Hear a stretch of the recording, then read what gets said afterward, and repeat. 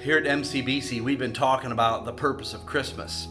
And basically, there's three purposes of the Christmas season. One, it's a time for celebration. Number two, it's a time of salvation. And then number three, it's a time of reconciliation. That God sent his son into this world to reconcile God and man. See, sin has separated us, and Jesus Christ is going to bring us together or bring reconciliation. You know, have you ever had like a salad dressing, and when you go grab the bottle, like the oil and water, they're always separated because they don't mix. That's why. And so every time you get it, you got to shake it up to kind of mix them all up. And as soon as you set it on the table, I mean, if you just let them alone for a while, it's like, man, they go to their different departments, man. They each go to their own bedrooms because oil and water don't mix. But isn't it funny how you open like mayonnaise and you don't have to shake it up? And did you know the majority of ingredients in mayonnaise, it's water and oil. But the difference maker is it has an emulsifier. You know, emulsifiers basically take things that are really not supposed to be together, and it'll combine with each of those, and it kind of becomes the glue to make them one, or to make them a solid substance. So when you have oil and water, if you take an egg and blend it all together, that egg becomes an emulsifier, and before you know it, with a few other things, you'll have mayonnaise. So the egg is the emulsifier that brings the water and brings the oil and brings them together. And this is just a beautiful example of what Jesus Christ is for you and me. And so we are in our sin, separated from a God that is very holy. Jesus Christ comes in. This Christmas represents this. God came down to planet Earth, and what did he do? He took our sin, he bled and died, and then came back to life. And Jesus, if we'll meet him, becomes the emulsifier or the reconciliation for us. See, Christmas, it's a time of reconciliation. In the movie The Wizard of Oz, the best line, of course, in the whole movie is when Dorothy's clicking those heels together and she's saying, "There's no place like home. There's no place like home." And I believe that to be true. It reminds me of a great Christmas memory that I have. It's the first year me and Becky got married. We moved to Kansas City, where I was going to Bible school. And first Christmas there together, we thought, man, let's just spend this as lovebirds, man. We'll just do this thing. It'll just be me and her, be really special. Well, we didn't have any children or anything. So we woke up in our little apartment on Christmas morning, and we were both like so lonely. We missed family. We missed home. We wanted to be reconciled with them. And so I remember we hardly had any money. So I filled up the gas tank, and we trusted God because we didn't have enough gas money to get back home. But we loaded up in that car, man. We filled that tank up and we took off. We drove 14 hours on Christmas Day. And we were up on I-80 driving through the turnpike, right? Nothing was opened. Like, it was crazy terrible. But 14-hour journey, it was well worth it to be reunited, to be reconciled with our family. And so I believe that journey was worth it. And I believe that Jesus Christ made a great journey when he left all of his riches of heaven and came down to the rags of planet Earth, all for the purpose, made that journey all for the purpose of you and me being reconciled to him. And I think that journey was so worth it. Christmas is a time of reconciliation. The Bible says it best, I think, over here in 2 Corinthians. It says this, "And all things are of God, who hath reconciled us to himself by Jesus Christ, and hath given to us the ministry of reconciliation." So notice the first thing that needs to take place here is that we need to be reconciled to God. And that happens by meeting Jesus Christ. So the Christmas gift is Jesus. And so in accepting Jesus Christ, he will reconcile sinful man and a holy God and bring it together. But it's not over there.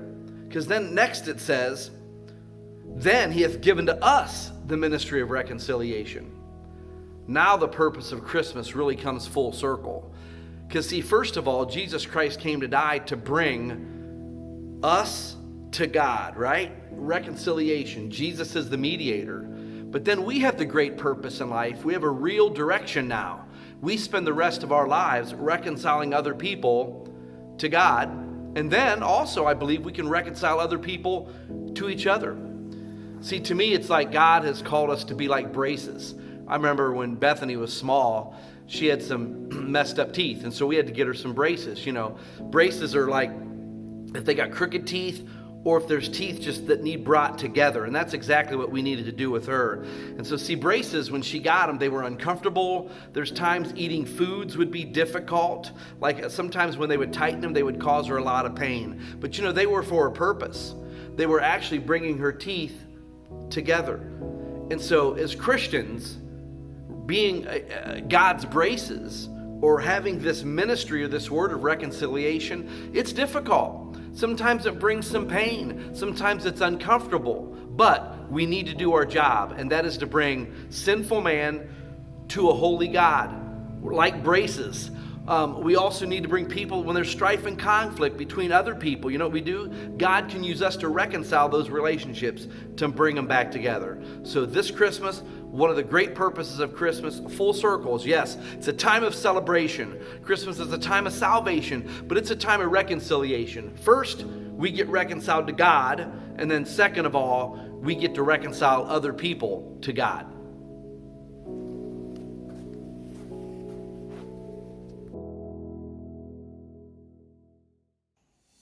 One of my most fond Christmas memories would have been Christmas of 1985, when my brother kept on telling me what I got for Christmas. He was the kind of brother that would always sneak into the gifts and try to, ruin the surprise. But so anyway, he tells me that we all got bicycles for Christmas. And I thought, there's no way. There's no way that we can even afford that. Our parents never had any money. And so we always shared a bike as kids. So he said, we all got our own bikes. He was peeking in the garage. And sure enough, Christmas morning, we wake up and there's bicycles, 5 bikes right around the tree. It was so sweet and special. And I knew that our parents didn't get that for us. It was actually another family in the church we went to. It was a kiss from Jesus. So that was just a really special Christmas. And the most fond memories in general, every Christmas, we'd always go to my cousin's house, my aunt and uncles, and my grandparents were there. And so my grandpa, in the midst of all the chaos, would always be sitting at a table with like a 5,000 piece puzzle. And I just remember sitting on his lap every Christmas. I just loved sitting with him. And he ended up passing away of Lou Gehrig's disease. I think I was maybe a freshman in high school. So I had a short amount of time with him, but I just always remember every Christmas sitting on Grandpa's lap and just putting that puzzle together with him. And I, of course, like any kid, just enjoyed getting presents. As a child, we would have big Christmases with lots of gifts. We pretty much got what we asked for. It was just a special time. My parents and grandparents always made it a special time for us. But nowadays, being older, my favorite thing about Christmas is just being able to see individuals open up these gifts that I've either worked hard to make or put some thought into and tried to find the perfect gift for different people. I just like going around a circle now and watching individuals open up what we've spent time and energy on. And there's been quite a few years where we didn't have a lot of extra money to invest into gifts. So we had to get creative, and it would just be really neat seeing all of that time and energy that we spent, just the joy that it would bring to people. So that's my biggest thing nowadays, is just to be able to see giving gifts and seeing the joy on different people's faces. So we love you, Maple City Baptist. Merry Christmas. I think one of my favorite Christmas memories is when our families would get together every Christmas Eve at grandparents' house and stuff. I really miss that.